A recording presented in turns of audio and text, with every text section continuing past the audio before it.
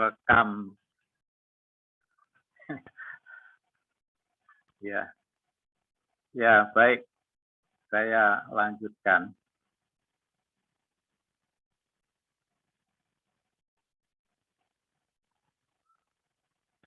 Ya, kota Yerusalem sudah mempunyai tembok,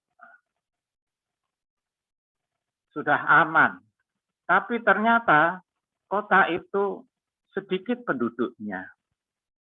Bagaimana kota Yerusalem itu bisa berfungsi sebagai pusat dari kehidupan rohani bangsa Israel?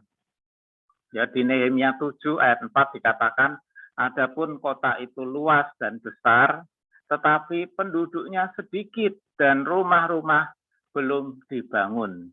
Nah, ini memang kita tidak tahu persisnya kenapa kota Yerusalem tidak diminati. Ya mungkin karena di masa-masa yang lalu kotanya masih hancur-hancuran, masih belum punya tembok, sehingga kota Yerusalem tidak diminati. Orang-orang tidak mau tinggal di kota Yerusalem. Mereka lebih memilih tinggal di kota-kota yang lain. Padahal bait Allah itu ada di kota Yerusalem. Dan kota Yerusalem menjadi pusat kehidupan rohani bangsa Israel. Tapi kalau penduduknya sedikit, lalu bagaimana kota itu bisa berfungsi sebagaimana mestinya? Nah, inilah yang menjadi keprihatinan dari Nehemia selanjutnya. Sehingga Nehemia harus memikirkan siapa yang akan menjadi warga kota Yerusalem ini. Ya, dan karena itu Nehemia mencari daftar orang-orang yang pulang dari pembuangan. Ya, seperti saya sudah sampaikan dalam Bible Study bagian yang pertama, bahwa orang-orang Israel yang ada di pembuangan pulang kembali ke negerinya itu dalam 3 gelombang. Gelombang yang pertama dipimpin oleh Zerubabel. Nah, pada rombongan yang pertama ini banyak sekali orang yang pulang. Nah, pada waktu itu ada daftarnya. Ya, berapa saja orang yang pulang dari pembuangan. Nah, kemudian Nehemia menemukan daftar itu. Ternyata jumlah orang yang pulang dari pembuangan ada 42.000 sekian orang, beserta dengan budaknya yang berjumlah 7.000 sekian orang. Jadi semuanya berjumlah 49.000 sekian orang, ya hampir 50.000. Jadi sebenarnya cukup banyak jumlah orang yang pulang dari pembuangan. Tetapi mereka tidak menetap di kota Yerusalem. Mereka menetap di kota-kota mereka sendiri. Sehingga yang menetap di kota Yerusalem itu cuma sedikit saja jumlahnya. Nah, lalu berkenaan dengan siapa yang harus tinggal menetap di kota Yerusalem, itu di pause dulu, ya, dihentikan dulu, nanti akan dilanjutkan di pasal 11, ya, to be continued di pasal 11. Nah, di pasal 8 ada suatu peristiwa yang sangat penting atau menjadi inti dari bagian ini, yaitu kota Yerusalem dipulihkan sebagai pusat kehidupan rohani. Kota Yerusalem mau dikembalikan lagi fungsinya sebagai pusat kehidupan rohani. Nehemia pasal 8. Nah, pada saat itu adalah bulan yang ke-7 atau disebut bulan Tisri. Nah, kalau bulan penanggalan kalender Masehi itu sekitar bulan September, Oktober. Nah, pada bulan yang ketujuh itu ada perayaan. Rakyat berkumpul di Yerusalem untuk merayakan Hari Raya Pondok Daun. Yaitu mereka memperingati pengembaraan nenek moyang mereka di padang gurun. Ya, pada peringatan itu biasanya mereka membuat pondok atau membuat kemah, ya, camping, dengan menggunakan ranting-ranting pohon-pohon. Jadi mereka pergi untuk mencari ranting-ranting pohon-pohon, lalu dengan ranting-ranting itu mereka membangun pondok-pondok. Dan selama perayaan itu, mereka tinggal di pondok-pondok itu. Nah, itulah yang terjadi ketika ada perayaan Pondok Daun itu. Orang Israel berkumpul di kota Yerusalem, lalu mereka meminta Ezra untuk membacakan kitab hukum Taurat. Ya, mereka yang minta. Nah, ternyata di sini ada tokoh Ezra ya Bapak Ibu, Saudara. Nah, kita punya kitab Ezra dan kitab Nehemia. Jadi ada tokoh Ezra, ada tokoh Nehemia. Ini dua tokoh ini hidup dalam zaman yang sama. Siapakah Ezra itu? Ezra adalah seorang imam dan ahli kitab.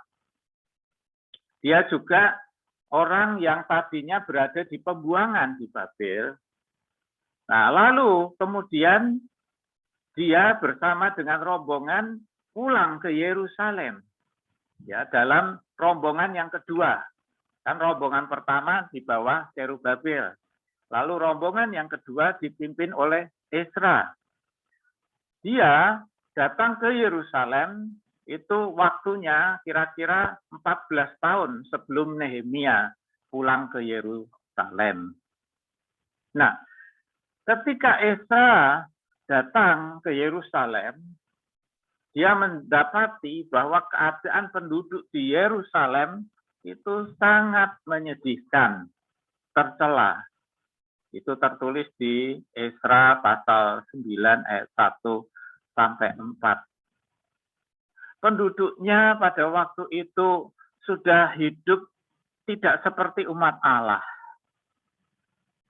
Mereka kawin campur dengan penduduk sekitar. Ya, mereka tidak lagi peduli kepada hukum Taurat, tidak menjalani ibadah mereka, tidak taat kepada hukum Taurat.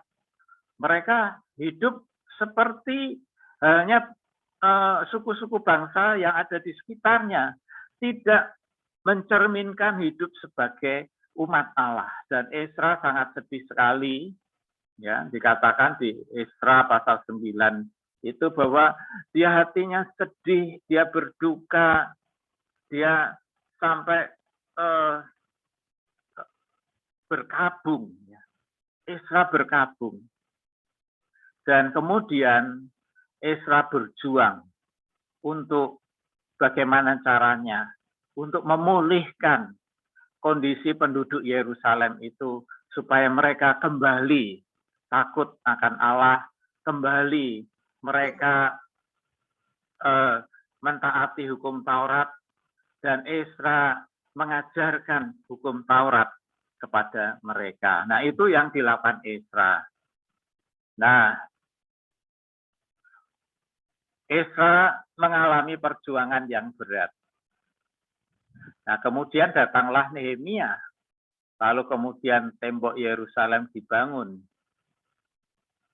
Nah, setelah tembok Yerusalem itu selesai dibangun, di situ terjadilah kebangunan rohani di antara orang Israel.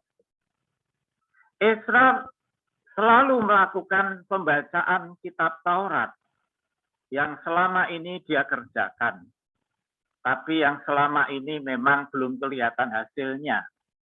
Tetapi setelah tembok Yerusalem berhasil dibangun, itu menjadi momentum bagi munculnya kembali semangat rohani bangsa Israel. Sehingga pembacaan dari kitab Taurat yang dilakukan Ezra itu begitu menyentuh hati dari rakyat. Saudara, di Nehemia 8 ayat 7 dikatakan, lalu Ezra memuji Tuhan Allah yang maha besar. Dan semua orang menyambut dengan amin, amin. Ya, pada perayaan Pondok Daun itu.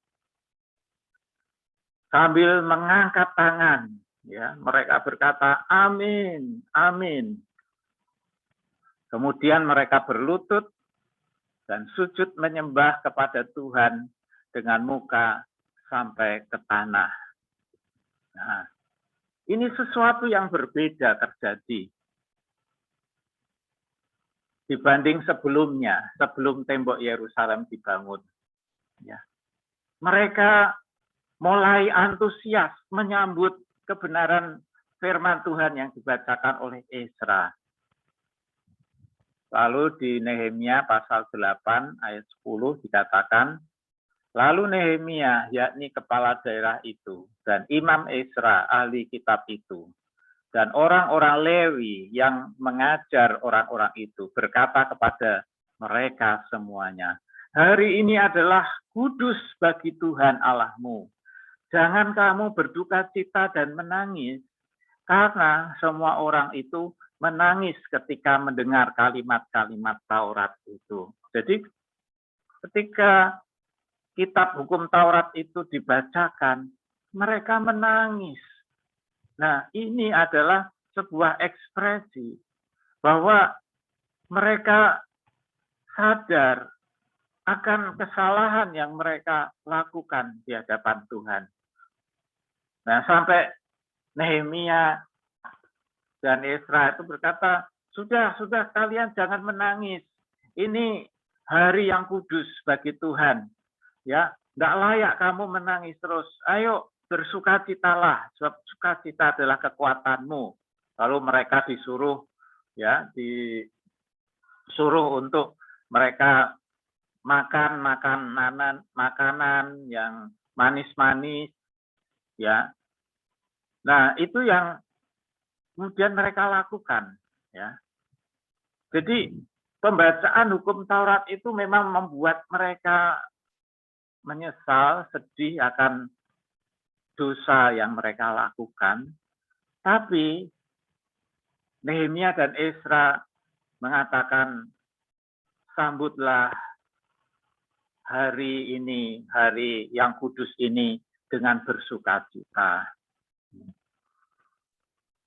Lalu di Nehemia pasal 9 sampai 10 itu dituliskan bagaimana mereka mengakui dosa yang telah mereka lakukan sebagai bangsa. Mereka mengakui dosa yang dilakukan mulai dari nenek moyang mereka. Mereka menyadari, mengingat bahwa Tuhan itu sudah banyak berbuat baik kepada bangsa Israel. Banyak menolong. Ya, mulai dari mereka dilepaskan dari perbudakan di Mesir, dipimpin di tengah perjalanan di padang gurun, diberi makan, diberi minum. Lalu ketika mereka dituntun sampai tanah perjanjian, diberi kelimpahan hasil tanah mereka. Tapi bangsa Israel itu terus-menerus memalingkan diri dari Tuhan. Mereka mendurhaka dan memberontak kepada Tuhan. Bukannya bersyukur dan beribadah kepada Tuhan, tetapi malah mengikuti Allah bangsa-bangsa yang lain. Itu mereka katakan di dalam doa mereka. Dan kemudian setelah mereka menyatakan pertobatan itu di dalam doa, mereka kemudian mengukuhkan pertobatan itu dalam piagam perjanjian yang dibubuhi dengan meterai untuk mengesahkan atau menguatkan pernyataan pertobatan mereka itu. Dan kemudian disebutkan daftar orang-orang yang ikut membubuhi meterai itu. Lalu tidak cukup sampai di situ saja, nggak cuma bertobat, nangis-nangis, dan doa menyesal, nggak cukup sampai di situ saja. Tetapi ada tindak lanjut pertobatan. Jadi pertobatannya itu betul-betul sampai kepada tindakan. Apa yang mereka lakukan? Jadi dari pembacaan hukum Taurat itu mereka sadar apa yang menjadi kesalahan mereka. Kesalahan mereka adalah mereka tidak menjaga kekudusan. Ya, jadi mereka itu hidup kawin campur dan mengikuti ibadah dari bangsa-bangsa di sekitarnya, sehingga mereka tidak menjaga hidup mereka sebagai umat Tuhan. Maka tindakan pertobatannya adalah memisahkan diri dari orang-orang asing yang tidak beriman. Nehemia mengingatkan, kamu ingat Salomo dulu itu.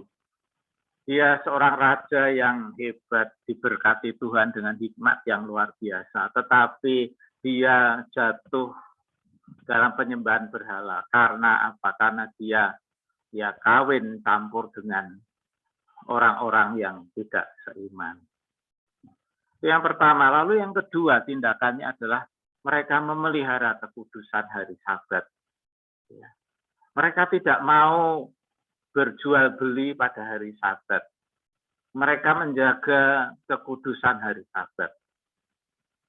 Lalu yang ketiga, mereka bertekad memberi persembahan untuk rumah Allah. Karena selama ini mereka menelantarkan ibadah di rumah Allah. Ya. Nah, karena tidak ada persembahan untuk rumah Allah, maka tidak ada ibadah di rumah Allah. Para imamnya mereka kembali bekerja di ladang mereka. Mereka tidak memberi persepuluhan yang menghidupi untuk kehidupan dari para imam dan orang Lewi. Sehingga para imam dan orang Lewi itu kembali bekerja di ladang mereka masing-masing. Sehingga pekerjaan Tuhan, ibadah di bait Allah itu terlantar. Nah, ini tekad mereka untuk sebagai tindak lanjut dari pertobatan. Jadi bertobat bukan hanya cuma nangis-nangis, bukan hanya bikin pernyataan, tetapi sungguh-sungguh diwujudkan di dalam tindakan. Lalu, nah ini lanjut lagi ya. Tadi di pasal 7 mengenai daftar orang-orang yang pulang dari pembuangan, ada sekitar 50.000 orang, tetapi mereka tinggal di kota masing-masing, dan penduduk Yerusalem cuma sedikit saja.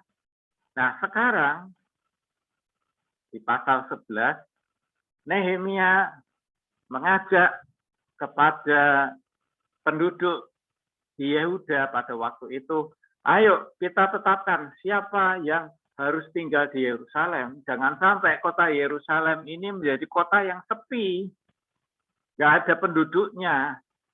Bagaimana bisa menjadi pusat hidup rohani kalau sepi, tidak ada penduduknya? Maka harus ditetapkan siapa yang tinggal di kota Yerusalem. Satu yang tinggal di kota Yerusalem adalah para pemimpin, ya, para pemimpin suku-suku yang terpencar-pencar itu, ya, itu yang harus tinggal di Yerusalem. Kedua, diundi, ya, di antara 10 penduduk diambil satu yang harus tinggal di Yerusalem dengan cara diundi. Lalu yang ketiga, siapa saja yang mau dengan sukarela tinggal di Yerusalem. Dan di pasal 11 ayat 2 dikatakan bahwa mereka yang mau dengan sukarela tinggal di Yerusalem itu dipuji. Ya. Nah, berarti memang tinggal di kota Yerusalem itu menjadi tantangan pada waktu itu. Mungkin kalau sekarang ini tinggal di kota Yerusalem, zaman sekarang ini, semua orang mau, ya. Orang-orang Yahudi dari berbagai negara, mereka itu pengennya tinggal di Yerusalem sekarang ini, karena Yerusalem sekarang ini makmur. Tapi pada waktu itu, tinggal di Yerusalem itu mungkin bukan sesuatu yang menguntungkan. Mungkin mereka takut, terancam, dan sebagainya. Nah, sekarang sudah ada temboknya. Nah, sekarang tinggal menentukan siapa yang harus tinggal di Yerusalem. Nah, ini caranya. Ya. Orang-orang yang harus tinggal di Yerusalem. Nah, lalu yang terakhir, ini adalah peristiwa pentabisan tembok Yerusalem. Ini menjadi suatu event, suatu peristiwa, acara perayaan yang begitu meriah, megah, dan penuh sukacita. Ya. Nah, di acara itu ada 2 paduan suara yang melakukan prosesi iring-iringan mengelilingi kota sambil memuji Tuhan. Ini dan mereka berjalan berbaris di atas tembok yang baru dibangun itu, ya, dikatakan begitu. Jadi ada 2 iring-iringan yang mereka naik ke atas tembok Yerusalem melalui tangga. Ya, iring-iringan yang satu belok ke kiri, iring-iringan yang kedua belok ke kanan. Dan kemudian mereka bertemu di bait suci. Dan mereka memuji Allah, mereka bersukacita. Nah, mereka sengaja berjalan di atas tembok itu untuk membuktikan bahwa tembok yang mereka bangun itu tembok yang kuat. Dan untuk menyatakan kebesaran kemuliaan Tuhan. Ya, di Nehemia 12 ayat 43 dikatakan pada hari itu mereka mempersembahkan korban yang besar. Mereka bersukaria karena Allah memberi mereka kesukaan yang besar. Juga segala perempuan dan anak-anak bersukaria. Sehingga kesukaan Yerusalem terdengar sampai jauh. Ya. Nah, ini pasti membuat musuh-musuh yang tadinya mengolok-olok, tadinya mau menyerang kota Yerusalem itu, mereka menjadi kecut hatinya. Ya. Nah, peristiwa ini merupakan akhir kemenangan yang dicapai oleh orang Israel. Nah, pelajaran yang bisa kita dapatkan dari kitab Nehemia ini adalah yang pertama, pembangunan prasarana fisik. Nah, dalam hal ini tembok Yerusalem itu bukanlah tujuan akhir. Ketika tembok selesai dibangun, masalah tidak berhenti selesai sampai di situ. Tapi justru warga kotanya itulah yang perlu dibangun. Bapak Ibu Saudara, di dalam kepemimpinan kita, baik di gereja ataupun di kantor perusahaan, kalau kita melakukan pembenahan secara fisik, ya, mungkin kita bangun kantor baru, bangun gudang, ataupun mungkin kita benahi peralatan, itu bukan tujuan akhir. Tujuan kita yang sebenarnya, tujuan yang paling pokok itu adalah manusianya yang harus dibangun, yang harus dibenahi. Ya. Lalu yang kedua, yang bisa kita pelajari adalah inti dari pembangunan manusia adalah pembaruan hidup spiritualnya. Selama sekian lama, penduduk Yerusalem itu hidup spiritualnya tidak bagus, ya. Sehingga mereka tidak ada kepedulian terhadap kota mereka. Kota mereka hancur berantakan, mereka tidak peduli. Ibadah di bait Allah tidak berjalan, mereka tidak peduli. Karena apa? Hidup spiritualnya itu yang mati. Nah, setelah tembok Yerusalem dibangun itu, maka yang paling penting adalah memulihkan kembali hidup spiritualnya.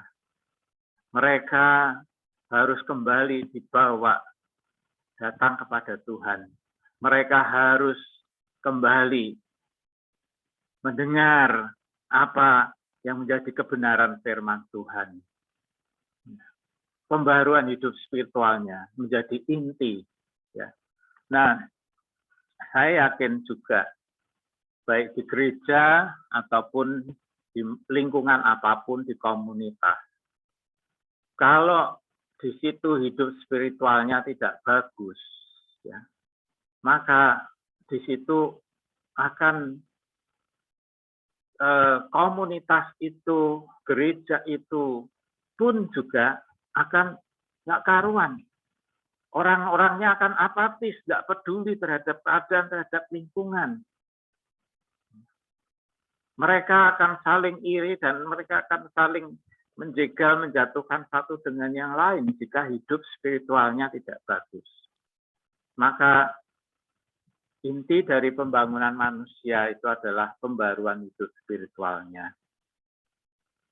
Lalu yang ketiga adalah pergerakan rohani itu terjadi didorong oleh adanya momentum. Momentum itu artinya adalah saat yang tepat. Nah, selesainya pembangunan tembok Yerusalem itu adalah sebuah momentum. Momentum dari kegerakan rohani. Kita lihat tadi bahwa ketika orang Israel berkumpul di Yerusalem pada hari raya Pondok Daun, mereka minta Ezra untuk membacakan kitab hukum Taurat. Ya. Nah, di situ mulai ada tumbuh semangat rohani. Mereka ada kerinduan. Nah, itu adalah sebuah momentum. Karena mereka melihat, menyaksikan kebesaran Tuhan yang telah memimpin mereka dengan terselesaikannya tembok Yerusalem. Seorang pemimpin adalah seorang yang bisa melihat momentum dan bisa memanfaatkan momentum itu untuk terjadinya suatu pergerakan rohani. Lalu yang keempat yang bisa kita pelajari adalah pertobatan. Pertobatan itu mencakup aspek intelektual, yaitu adanya kesadaran. Kalau tadi kita lihat bahwa orang Israel menyadari dosanya setelah mendengar pembacaan hukum Taurat.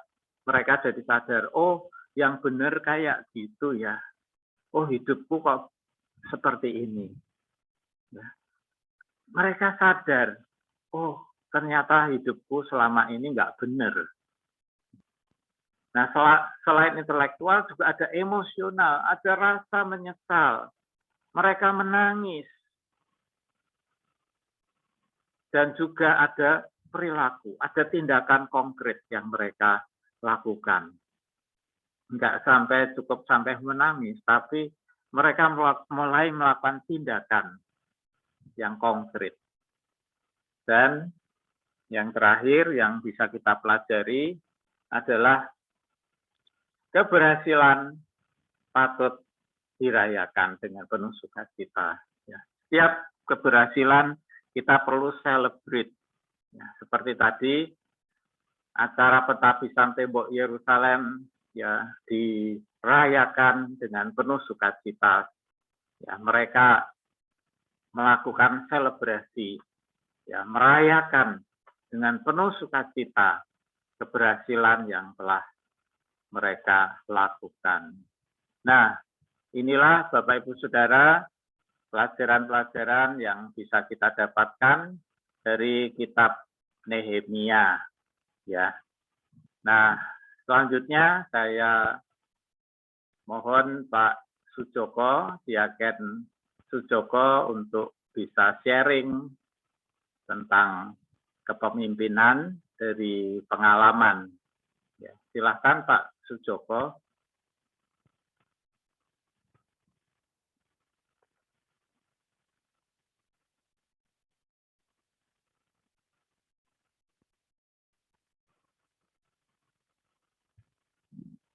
Silakan Pak Sujoko. Mungkin mic-nya bisa dinyalakan. Pak, tadi saya lihat Pak Sujoko ini kok enggak ada ya.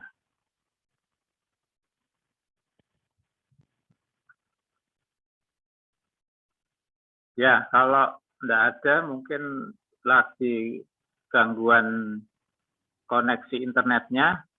Saya kembalikan pada Pak Rabono untuk bisa memimpin tanya jawab. Silakan. Ya, terima kasih Bapak Pendeta Gunawan yang sudah memaparkan untuk bahan Bible study pada malam hari ini, yaitu Bible study untuk nah Bapak Ibu Saudara, sebelum kita akan masuk pada bagian tanya jawab, mungkin saya sedikit memberi gambaran kepada Bapak Ibu semuanya bahwa kehancuran Yerusalem itu ada dua hal, yaitu secara fisik dan secara spiritual. Secara fisik itu tentu saja bangunan, ya, tembok, dan spiritual itu adalah dari masyarakatnya atau penduduk Yerusalem. Dan dari berangkat dari dua ini, maka ada sebuah pembangunan, yaitu dilaksanakan pembangunan secara fisik, demikian juga pembangunan secara spiritual dan sosialnya. Nah, pembangunan secara fisik sudah dikerjakan, sudah tuntas, sudah selesai oleh Nehemia.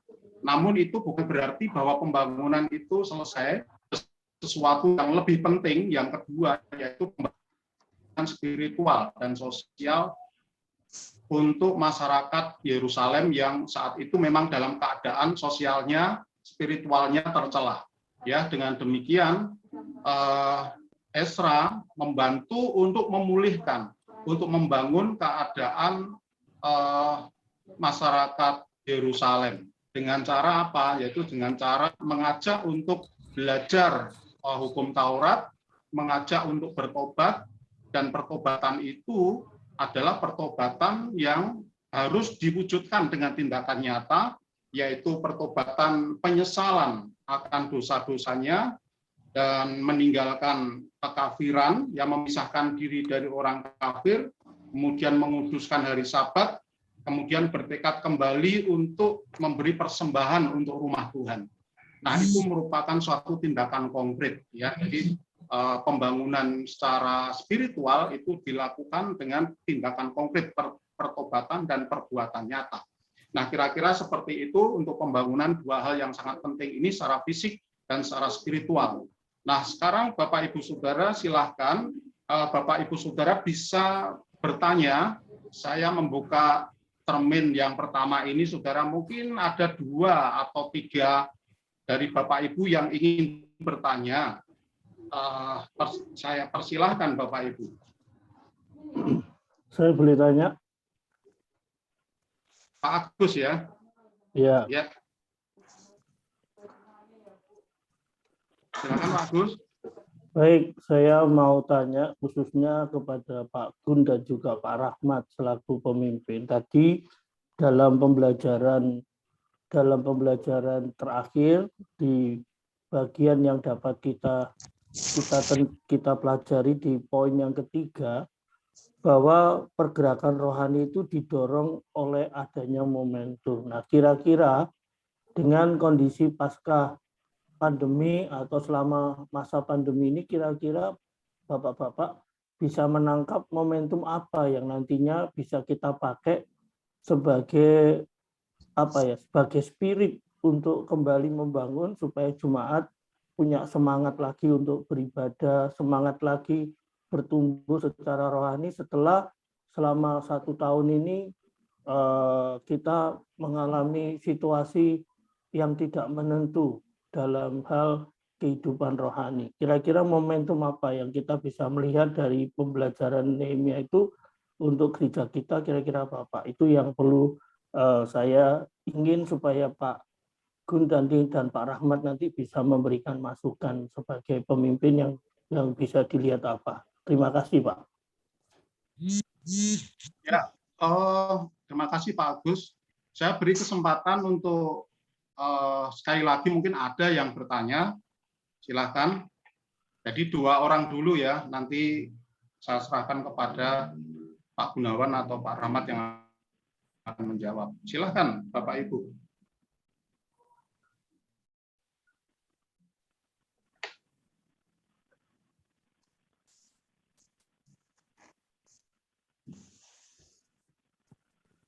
Silakan Bapak Ibu, mungkin ada yang masih bertanya.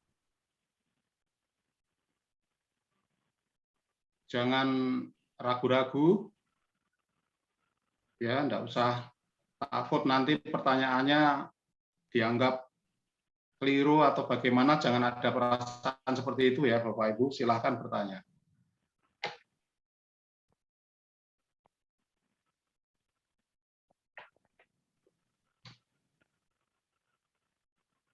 Ya, Bapak Ibu mungkin sambil menunggu ya, Bapak Ibu mungkin sambil menulis atau merancang pertanyaan begitu, silahkan Pak Gunawan atau Pak Rahmat yang akan menjawab pertanyaan dari Bapak Agus ini, momentum apa yang kira-kira bisa dipakai untuk membangun semangat bertumbuh kembali ya dalam situasi COVID ini. Silakan Pak Gunawan.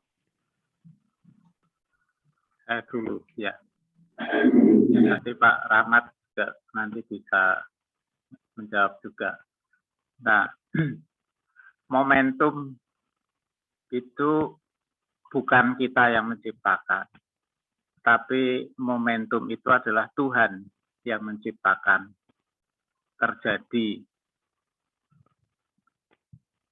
tanpa kita manipulasi atau kita ada-adakan. Ya. Kalau kita ada-adakan juga tidak bisa. Ya, tapi momentum itu terjadi, ya kalau istilahnya terjadi begitu saja. Nah, tentu saja di setiap gereja atau setiap mungkin perusahaan atau konteks tertentu itu punya momentumnya sendiri-sendiri. Nah, kalau khusus gereja kita, Gereja Isa Al-Masih Dr. Cipto, saya kira salah satunya, ya ini salah satunya adalah kita berhasil membeli lahan sebelah itu, ya, dengan pertolongan Tuhan. Itu adalah salah satu momentum yang mesti harus kita lanjutkan, ya, momentum ini dengan langkah-langkah yang berikutnya. Ya, memang jalannya tidak seperti ya di kitab Nehemia yang sepertinya begitu mudah ya. Memang pada waktu itu karena campur tangan Tuhan ya. Lalu orang tahu-tahu pada bertobat dan seterusnya gitu ya. Tapi mungkin di tempat kita ya caranya mungkin beda ya. Tapi saya melihat contohnya adalah ya kalau di tempat kita pembelian lahan sebelah. Nah, lalu kalau kita lanjutkan dengan langkah-langkah yang berikutnya, itu bisa menjadi momentum. Ya, apalagi nanti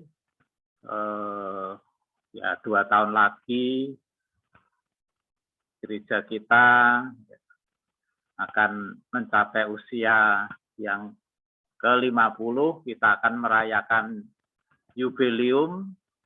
Nah, itu yang bisa kita lihat sebagai momentum.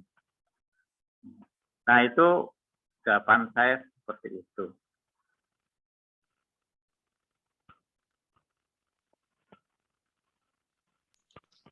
Ya, terima kasih Pak Gunawan untuk jawabannya. Ya, gimana Pak Agus, sudah dijawab ya Pak Agus, puji Tuhan. Baik Bapak Ibu, silahkan kalau ada yang ingin bertanya. Pak Rahmat mungkin mau menambahkan. Ya, Pak Rahmat mungkin mau menambahkan. Pak Rahmat, silahkan Pak. Ya, Pak Agus, sebenarnya pemimpin kan banyak ini yang di sini nih, ada Pak Penatua Andreas Haryanto, Bu Lydia, dan masih banyak ya. Ya, saya coba mulai menambahkan atau melengkapi begitu ya. Sebenarnya ada 3 pribadi begitu ya pada saat sebuah momentum itu terjadi. Kita ini tidak tahu kalau momentum itu terjadi. Ini orang yang tipe yang pertama. Atau tipe yang kedua adalah tahu momentum tersebut terjadi, tapi kita tidak berbuat apa-apa, atau kita sebagai orang yang ketiga, kita tahu momentum itu terjadi dan kita menangkap momentum itu dan kita melakukan dan berbuat sesuatu untuk menangkap dan melakukannya secara luar biasa tentunya dengan bersama Tuhan. Nah, kita ini masuk ke golongan yang mana dulu nih? Nah, untuk bisa kita nangkep momentum tersebut dan kita melakukannya, begitu ya, tentunya kita harus melakukan persiapan, Pak Gus. Jadi saat persiapan bertemu dengan kesempatan, disitulah momentum menurut saya itu yang paling tepat. Kejadian bisa terjadi kalau kita punya kesempatan, tapi kita nggak punya persiapan, tentunya wow, kita hanya bisa melihat dan melihat sejarah itu lewat di hadapan kita, begitu. Dan kita mungkin hanya bisa menceritakan kepada generasi selanjutnya. Nah, salah satunya untuk gereja ini, ya puji Tuhannya sebelum pandemi ini gereja kita tentunya sudah mulai coba-coba live streaming pada saat sebelum pandemi ini ada. Nah, kalau orang Jawa bilang delalah begitu ya, kok ya ada pandemi dan mungkin live streaming itu bisa menjadi salah satu tolak ukur atau pijakan kita untuk kita bisa jangkau jiwa. Nah, untuk ke depan tidak bisa dipungkirin kebiasaan lama begitu ya. Wah, nak orak kumpul orak mantep begitu kata orang Jawa begitu ya. Nah, itu mungkin akan silih berganti akan berkurang begitu ya. Nah, mereka lebih suka ibadah online dan sebagainya. Disitulah mungkin kita harus memanfaatkan, kita harus mempersiapkan untuk generasi atau untuk orang-orang yang sekarang ini komunikasi dengan kita begitu ya, untuk kita bisa membawa jiwa dan semakin kita memuridkan mereka. Nah, seperti itulah. Jadi apa namanya ya?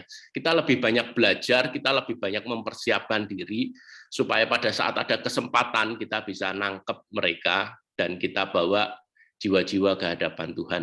Begitu Pak Agus, semoga bisa menjawab. Maaf kalau ada salah-salahnya. Tuhan memberkati. Terima kasih Pak, sudah melengkapi.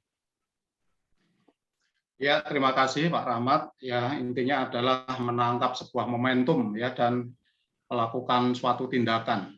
Yaitu sungguh luar biasa. Baik, sudah dijawab oleh Pak Gunawan dan Pak Rahmat. Dan saya persilahkan kepada saudara yang ingin bertanya kembali.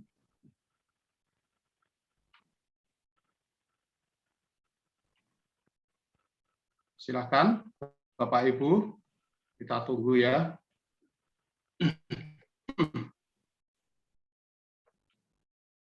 Atau ingin menulis pertanyaan di kolom chat, Bapak Ibu.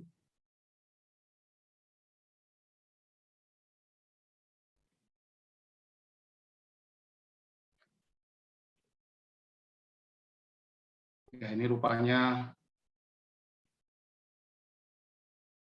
ya responnya kurang ini yang bertanya nih Bapak Ibu. Ya. Ya, tetap ditunggu Bapak Ibu yang ingin bertanya.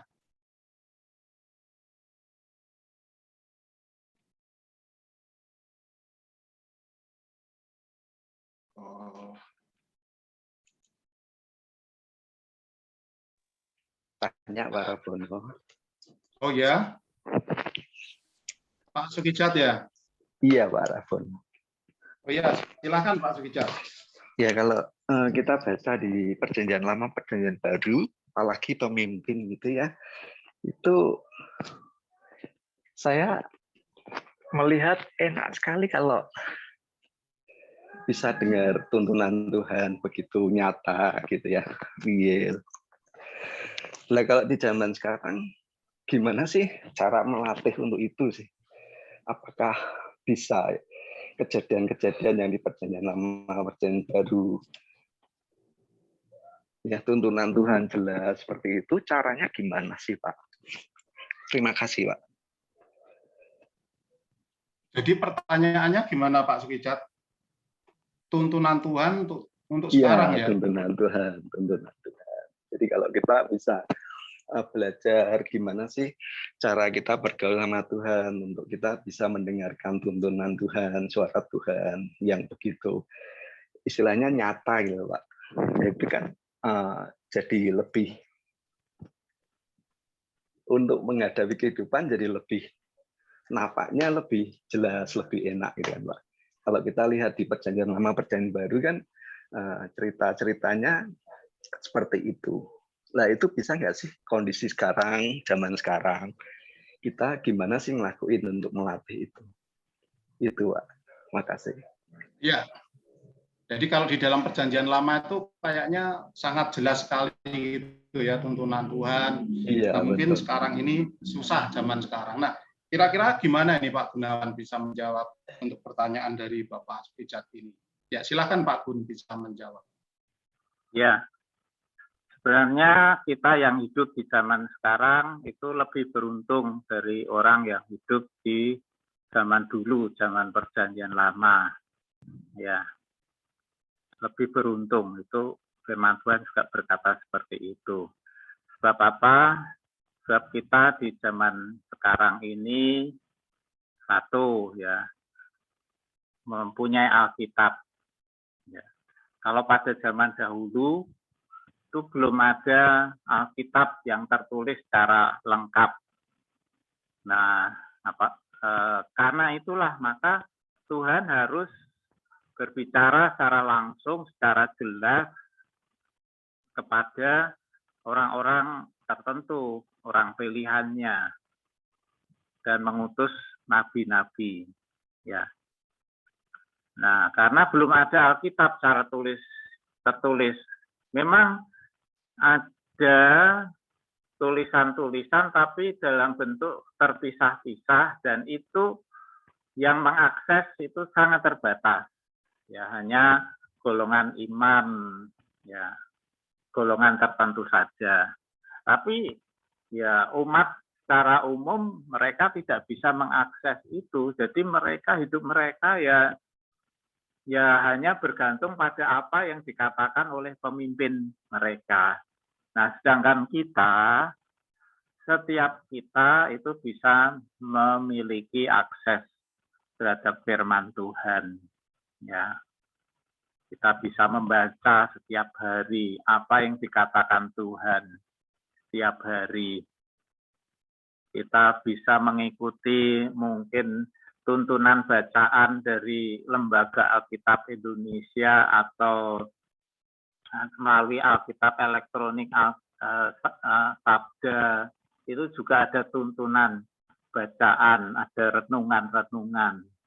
Gereja kita juga memberikan renungan setiap hari. Nah, itu sebenarnya melatih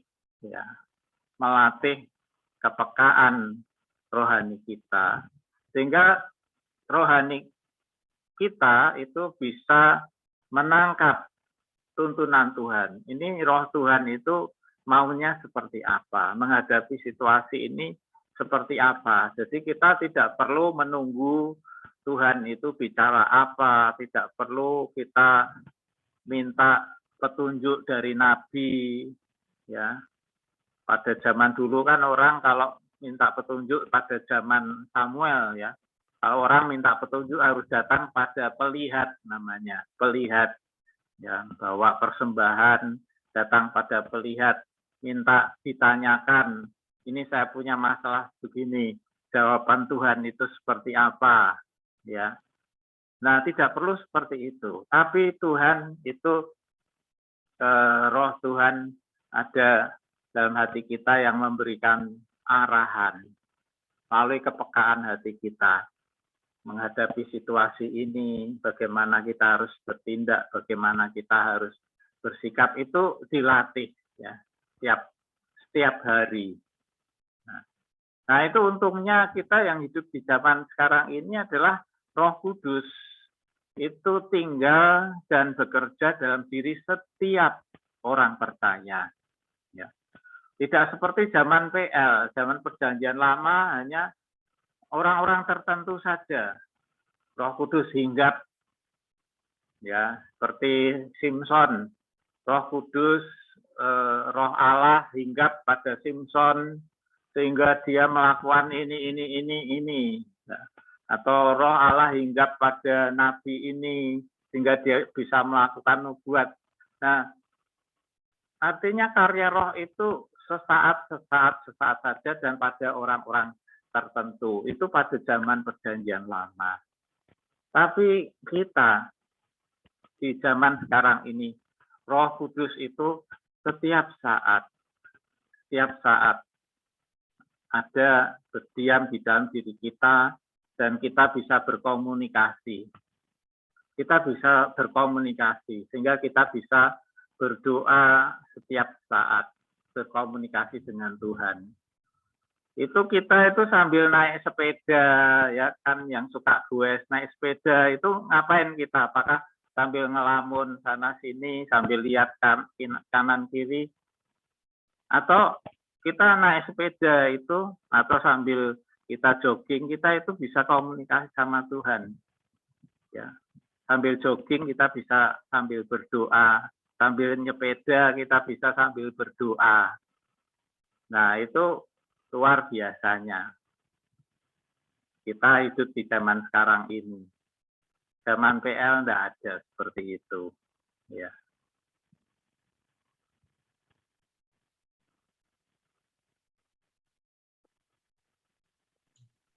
Iya, terima kasih Pak Gunawan. Bagaimana Pak Sukiyat, Pak Sukijat? Ya, sudah Pak, jelas ya? Terima kasih, Pak. Ya, puji Tuhan. Baik, Bapak Ibu, saya ingin dari ibu-ibu yang bertanya. Ya, ini sudah 2 bapak-bapak ya. Silahkan ibu-ibu ya bisa bertanya. Mungkin bisa dipandegani oleh Ibu Lydia ya. Ibu Lydia dan para anak buahnya. Silakan, Ibu-ibu.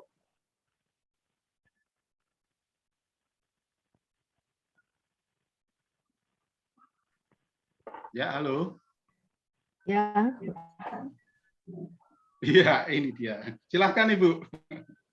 Ya, saya tidak bertanya, hanya saya kagum pada Nehemia.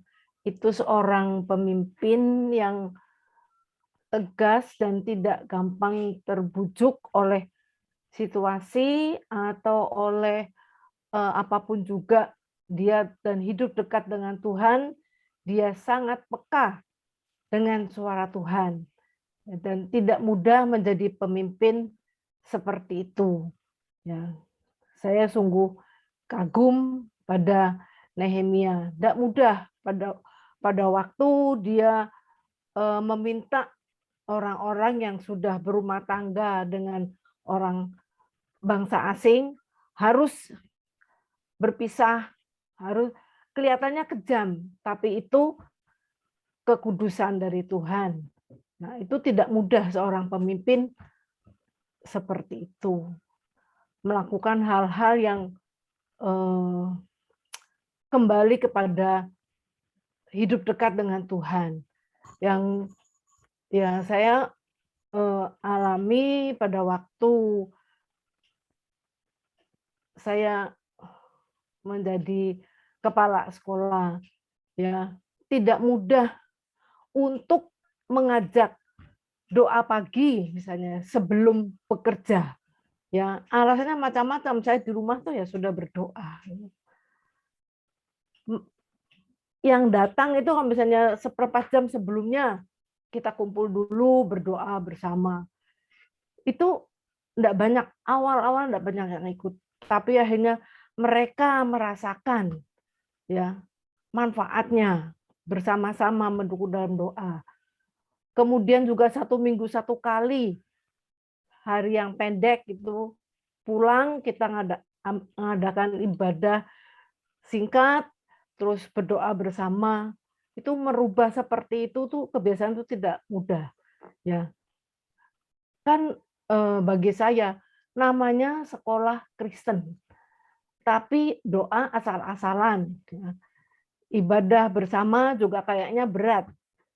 Dan saya melihat waktu itu, ya minta maaf, kalau di gereja kami, kan di gereja kita tuh kan semua tahu kalau misalnya Pak Pendeta bilang, buka Alkitab Nehemia gitu misalnya. Kan langsung carinya di Perjanjian Lama. Nggak bakal cari di Perjanjian Baru.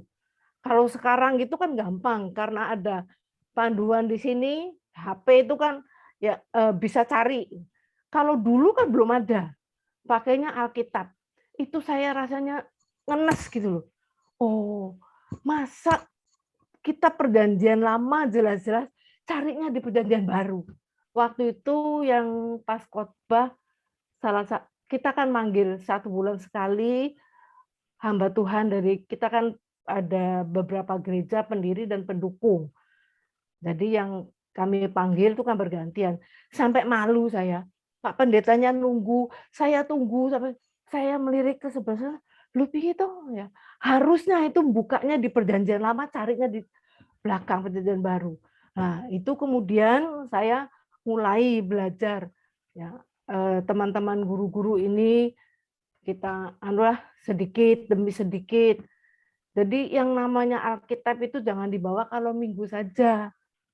Ya, kalau setiap hari kita membaca, kita akan tahu, ya, tahu persis kitab ini di mana, ya itu di mana, lama apa baru. Jadi itu kerinduan saya selama memimpin teman-teman guru. Jadi saya ingin mereka itu sungguh-sungguh tidak hanya guru Kristen KTP, tapi betul-betul mereka itu mengalami Tuhan sendiri. Ya hanya itu Pak, saya tidak bertanya, tapi sedikit sharing aja. Terima kasih. Iya, terima kasih Ibu Lydia atas kekagumannya terhadap kepemimpinan Nehemia dan Ezra yang sudah tergambarkan dengan luar biasa pada malam hari ini. Dan apa yang disampaikan oleh Ibu Lydia ini kiranya juga menginspirasi bagi para ibu-ibu yang mengikuti diskusi ini. Nah, mungkin silakan satu lagi dari Ibu yang ingin bertanya. Ya. Dipersilahkan.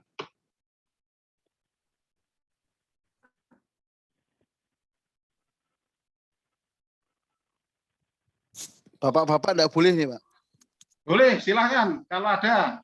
Nah, ini berhubung ibunya belum nongol, silahkan Bapak-bapak kalau mau bertanya. Ya Pak, silakan Mas Victor. Saya mewakili ibu-ibu. Ya, terima kasih. Pak, saya mau coba untuk tadi sempat mendengarkan pemaparan bahwa yang namanya pembangunan tembok itu bukan sebuah tujuan akhir. Kan next-nya itu kan setelah pembangunan tembok itu Nehemia akan mengerjakan pembangunan SDM-nya, pembangunan manusianya. Tadi kan sempat yang dikatakan Pak Gunawan seperti itu. Nah, ini penting Pak untuk bersama-sama boleh kita diberi tipsnya. Karena kalau kita lihat pada umumnya ketika sudah sampai kepada sebuah sasaran yang terlihat, itu biasanya orang akan berpuas diri. Ini pun terjadi di zaman Alkitab pun juga sama. Ketika umat Israel misalkan sudah keluar dari Mesir gitu ya, sudah berhasil melewati Laut Teberau seperti itu dari kejaran. Wah, mereka bersorak-sorai. Mereka merasa wah ini loh sudah menang. Sedelok meneh nih sudah sampai nih ke tanah perjanjian. Akibatnya apa? Akibatnya karena mereka sudah merasa menang, mereka kemudian merasa ya inilah kami umat pilihan. Mereka kemudian berbuat seenaknya. Mereka kemudian lupa dengan apa yang setelah Tuhan tetapkan. Nah demikian juga halnya juga sama Pak, kalau kita mau coba lihat di zaman modern ini seringkali juga demikian. Oh gereja, misalkan ada proyek apa, misalkan oh kita Natal gitu ya, oh berhasil membuat Natal dengan megah. Lalu kemudian setelah itu, wah seolah aras-arasan. Nah, sama seperti halnya ketika nanti kalau kita coba untuk lihat diaplikasikan di gereja kita, ini proyek kita nih Pak, proyek kita ini kan pelunasan lahan nih gitu ya, yang berkali-kali dari majelis itu kan juga sampaikan, oh kurang 16 bulan lagi nih gitu ya. Nah nanti kalau sampai titi wancine 16 bulan itu lunas, wah gitu ya. Nah apakah ini kan juga bisa memunculkan bahwa suasana euforia ini kemudian membuat semangat itu ya sudah melempem seperti itu. Nah ini mungkin bisa dibagikan Pak tipsnya kepada kita, kalau kita sebagai seorang pemimpin, ini bagaimana kita tetap menjaga nih, supaya semangat boleh terus berbenah, semangat boleh terus melaju, itu sampai ke tujuan akhir, seperti yang dikehendaki Tuhan itu terjadi. Karena ini bukan hal yang mudah buat para pemimpin tetap mengontrol seperti ini. Tetapi kan tadi Nehemia bisa melakukannya. Mungkin Pak Gunawan bisa memberikan kepada kita tips-tipsnya Pak dari kitab Nehemia ini. Matur nuwun. Ya, silakan Pak Gunawan bisa langsung menjawab Pak Gun. Ya, tentu saja ketika satu tujuan sudah tercapai, maka semangat akan menurun, pasti. Ya, karena kan ketika orang mau mencapai tujuan, maka semangat muncul. Tapi tentu saja ketika tujuan sudah tercapai, ya sudah sukses, ya kemudian ya semangat pasti menurun. Nah, karena itu maka pemimpin harus bisa menetapkan goal yang berikutnya, tujuan yang berikutnya, set another goal. Ya. Jadi jangan terus setelah selesai satu tujuan ya sudah selesai, nanti nunggu lama ada apa lagi itu. Nah, itu akan membuat semangat jadi kendor, menurun. Nah, karena itu memang tugas pemimpin adalah bahkan sebelum satu tujuan itu tercapai, ya, sudah menyiapkan yang berikutnya. Ya, sehingga ketika yang tujuan ini sudah tercapai, ada tujuan yang berikutnya yang mau dicapai lagi. Ya, begitu seterusnya. Sehingga selalu bisa terjaga semangat itu terus-menerus. Ya. Nah, ini yang dilakukan oleh Nehemia. Ya. Pembangunan tembok Yerusalem sudah tercapai, tapi kemudian dia menetapkan tujuan yang berikutnya, yaitu membangun masyarakat kota itu, ya, supaya kota itu kembali berfungsi sebagai pusat kehidupan rohani. Nah, ini tujuan yang berikutnya. Demikian pun juga dengan kalau kita di gereja atau dimanapun, ya harus selalu seperti itu. Ada satu tujuan yang bisa membuat orang bersemangat, tapi setelah itu juga harus ada tujuan yang berikutnya. Nah, terus begitu. Nah, itu dari saya seperti itu. Mungkin ada tambahan, mungkin dari Pak Har atau Pak Rahmat. Silakan mungkin dari Bapak Andreas Haryanto akan menambahkan. Silakan Pak. Ya, saya kira betul dari Pak Gunawan tadi. Sebagai seorang pemimpin tidak bisa kita lalu berhenti. Inovasi itu akan terus menerus gitu ya. Jadi tidak ada istilah bahwa pemimpin sampai satu tujuan selesai berhenti. Pemimpin harus terus menerus mengajukan informasi dan perkembangan terus menerus berjalan. Kalau kita lihat di dunia ini semuanya berkembang dengan cepat, tentunya kita sebagai pemimpin juga sama, baik sebenarnya di gereja maupun juga di perusahaan, saya kira sama, dimanapun sama. Kalau pemimpin berhenti, maka kita akan ketinggalan. Gitu. Jadi pada waktu ini sudah hampir selesai, kita buat informasi yang baru lagi ini. Kita mau kemana ini? Kita rencanakan lagi yang baru, udah mengikuti yang baru lagi, perkembangan yang baru, gitu ya. Jadi seperti tadi Pak Agus mengatakan bahwa sekarang pandemi membuat kita seakan tidak bisa ibadah, kemudian seakan cuma tidak terpelihara rohaninya. Saya kira ini suatu perubahan yang terjadi. Para pemimpin yang ada di gereja kita harus terus melakukan inovasi. Bagaimana caranya? Ternyata sekarang ini kan banyak kelompok-kelompok dari komsel itu juga bisa melakukan dan terus tetap jalankan dengan melalui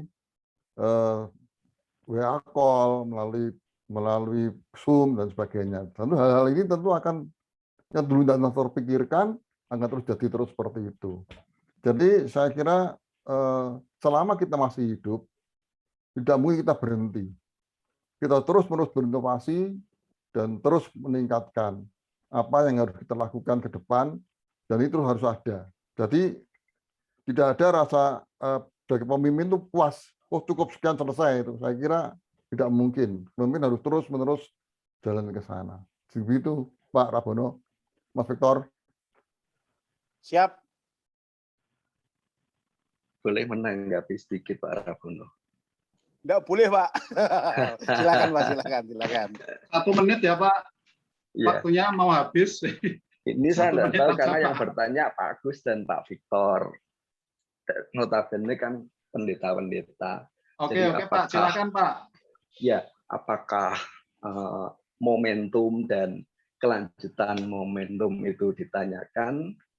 Apakah karena memang di tim kepemimpinan belum menanggap apa yang harus dilakukan dengan gereja kita atau seperti apa? Jadi mungkin perlu penjelasan seperti itu sih Pak. Hanya pemantik, Pak. Pemantik menurut saya pemantik saja. Pemantik. Ya silakan yang mau Tapi menjawab. ya syukur-syukur kalau di kependetaan udah di kepemimpinan pendeta, penatua dan majelis diaken udah banyak dibicarakan, puji Tuhan lah. Supaya pandemi selesai, enggak ini juga kan jemaat atau selama pandemi jemaat enggak banyak yang mundur karena kondisi seperti ini. Terima kasih, Pak. Ya, baik Bapak Sukijat. Ada tanggapan dari Pak Gunawan, Pak? Ya, saya terima sebagai masukan. Terima kasih. Iya, terima kasih Bapak Sukijat. Dan Bapak Ibu saudara sekalian, ini berhubung sudah 8:30 ya, kita harus mengakhiri pertemuan kita, diskusi kita malam hari ini. Dan terima kasih untuk Bapak Gunawan yang sudah menyampaikan pemaparan, juga untuk jawaban-jawaban dari beberapa pertanyaan yang sudah terlaksana pada malam hari ini. Dan sebagai sedikit saja kesimpulan sebelum menutup untuk acara ini, bahwa pembangunan Yerusalem itu yang dipimpin oleh Nehemia Ezra telah tercapai. Dan untuk mencapai keberhasilan pembangunan itu tidak mudah, perjuangan yang sangat luar biasa. Tentu saja semuanya terjadi oleh karena kebersandaran kepada Tuhan, kemudian adanya pemimpin yang berdedikasi, ada koordinasi dalam kepemimpinan itu, kemudian teguh di dalam menghadapi tantangan, ya, tidak mudah goyah. Kemudian yang paling penting adalah tanggapan sebuah respon pertobatan dari bangsa Israel yang ada di Yerusalem pada saat itu, dan pertobatan itu bukan saja hanya sebuah pernyataan verbal, tetapi juga dinyatakan dengan tindakan nyata, dengan mengakui kesalahan, kemudian lebih sungguh-sungguh di dalam mengiring Tuhan dan belajar kembali kepada hukum Taurat atau firman Tuhan. Nah, saya rasa itulah kira-kira terjadinya sebuah pembangunan secara berhasil dan sukses dengan perjalanan panjang dan perjuangan yang sungguh luar biasa. Ya, demikian Bapak Ibu Saudara, terima kasih Bapak Gunawan yang sudah menyampaikan materi ini 3 kali pertemuan, dan tentu saja malam hari ini sudah selesai, dan perlu untuk pendalaman Alkitab, Bible study seperti ini bisa dilakukan secara berkesinambungan untuk pembangunan gereja kita.